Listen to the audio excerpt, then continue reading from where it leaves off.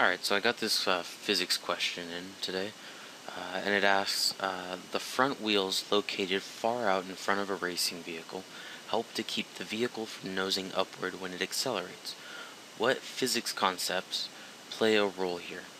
Alright, so this is kind of the vehicle that I'm imagining. This is the kind of car that I'm imagining when this question comes up. There might have been a question, there might have been a picture of of a vehicle, but this is kind of what I'm thinking of. This is called a Formula One race car, and this is the only kind of vehicle that has these wheels out in front here. This is the only kind of thing that has, wheels all the way out in front. So this is kind of what I'm imagining. Now, you mentioned in your point of concern, I think that the physics concepts that play a role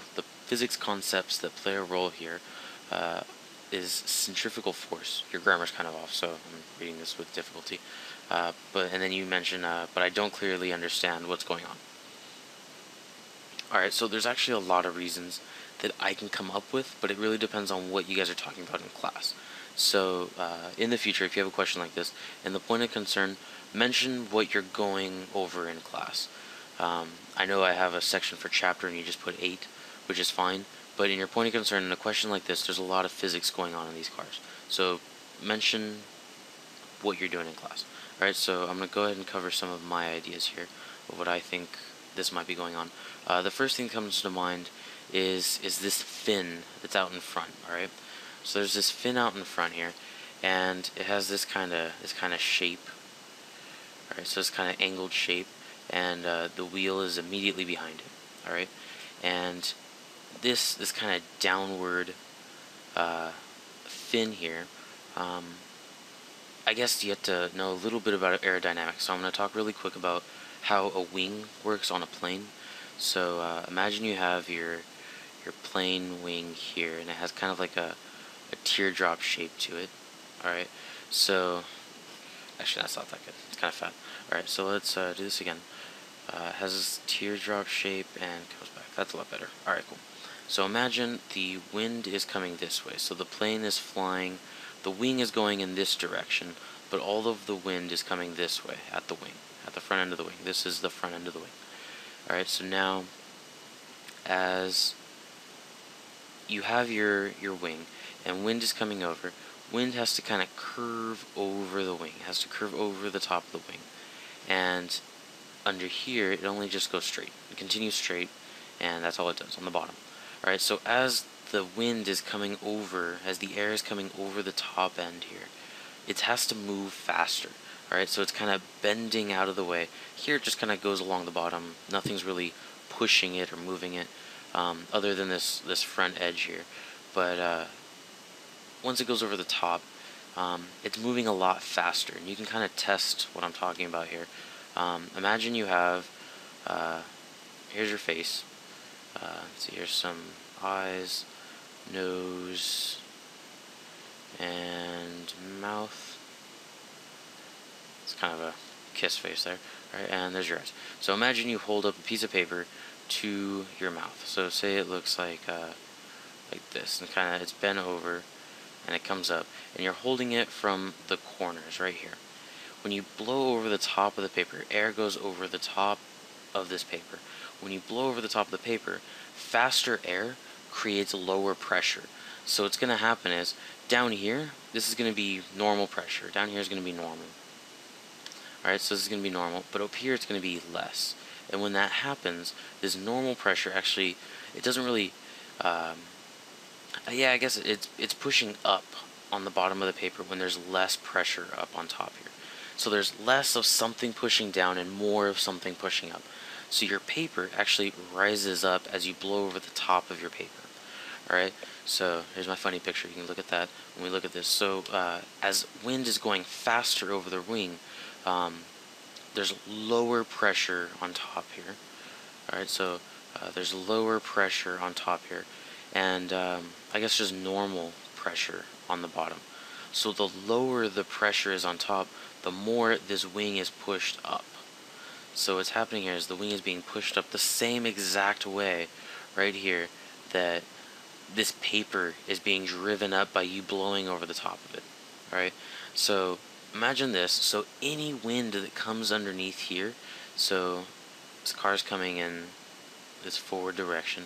So any wind coming across the top and any wind that catches underneath the bottom here could potentially push up on the wing, and you don't want that. You want this force. You want the bottom part of your wing, or actually you want the weight of the car to be balanced with the amount of upward force that's coming up on the car. So this top part here, wind is actually, as it's coming in this way, it's kind of pushing down. It has a downward force. Notice in the wing, it pushes it up first, and then it drags it along the back. Here, it's immediately pushing down, alright? So, notice how close this gap is. So it's really not letting any air at all. So there's very little air coming underneath. The wing of a plane, it's completely wide open. So a ton of air can go underneath the bottom, ton of air can go along the top. Here, it's really only taking advantage of this downward force. And when you go fast enough, your car gets pushed up, and you don't want that. So really a lot of what has to do here is you want more force down than up. Alright, because the main point of this question that's being asked right now is, how does this front end stop the car flying upward? And we don't want that. We don't want it to go up. Alright, so the biggest thing is that I can think of off the top is this wing that's up in front. Alright, and if you didn't have the wheels, if you didn't have these wheels in front, this thing would just be dragging along the ground, and obviously that would be bad for a race car. Now the second thing I'm thinking of, you mentioned centrifugal force. I don't think centrifugal force happens when something is turning or altering direction. So as something is turning, alright, centrifugal force is the force that happens when you turn. So if you're going in this direction at this point, but you're turning this way, so your direction is this way, but your velocity is this way, right? So your direction is changing. This is this fake or imaginary force that's coming outward. So you know when we're drawing our force diagrams, there are no actual forces pointing outward. These aren't happening, right? All that's happening is there's a car that's turning, and there's some friction involved in the tires, and it just happens to be changing direction. There's no acceleration outwards. Alright, so centrifugal force isn't really applied in this problem. So that's I don't think that would happen. I don't think that'll play an effect here. But you guys are going over lever arms. You are talking about lever arms, and that does play a huge role in this. So let's get a different color here. Alright, so imagine these are your back tires here, and you're coming forward. Here's the cockpit, comes forward and it comes down, and here's your two front tires in the front. Alright, this is really close to the ground here. Alright, and then of course we have our wing in the front. Alright, and here's our cockpit in the front. Alright, so now what's happening is, when you're accelerating, when this tire is accelerating, it's turning, let's change colors really quick, it's turning forward. Alright, so as this is turning in this forward direction, there's some torque this way. So of course we know from Newton's, I think it's the first law, for every force there's an equal and opposite force. So that means if this is turning this way, the car is going to want to turn this way. Alright, so the car is going to want to lift up as the wheels turn forward, as these back wheels turn forward. But to counteract this, you're going to want to place some sort of mass here. But the torque that's being applied is huge. There's a ton of forces being involved here. These are like 1,400 horsepower cars or more that are happening, that are racing around these racetracks. So there's a lot of acceleration happening here. So you don't want to add too much mass. You want as little mass as possible, but you don't want your car flying backwards. So with a lever arm, we can bring out these masses of the tires out here in front. So we can bring these tires out here and this fin, and this is everything up here is very light. You can see how in this picture up here how thin this fin is, how thin the material is in front, and it's really light. But as we've learned, this distance here, this distance here is pretty great. It's pretty big. So the little bit of mass, this small mass up in front, um, helps kind of push down on the front end of the car without adding too much overall mass to the entire vehicle. So with what you're going over in class, I would have to say that the lever arm is what's really in effect here, and this is really, I think, what your teacher's looking for.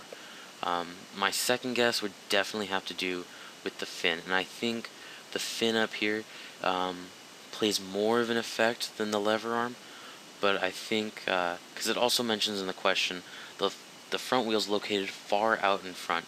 It's really making a point that there is some big distance here between the back wheels and the front wheels, and tires are heavy. So this little bit of mass up in front is helping way down the front end of the car without flipping over the entire car backwards. And again, without adding too much to the entire mass of the car. The more mass of the car, the more force is required in the tires here in the back. And you want as much force to be applied with, and you want it to have as much of an impact as possible. Alright, so hopefully that helps, and hopefully I'm in somewhere in the right direction that your teacher's looking for. Alright, so I hope this helps, and good luck with your homework.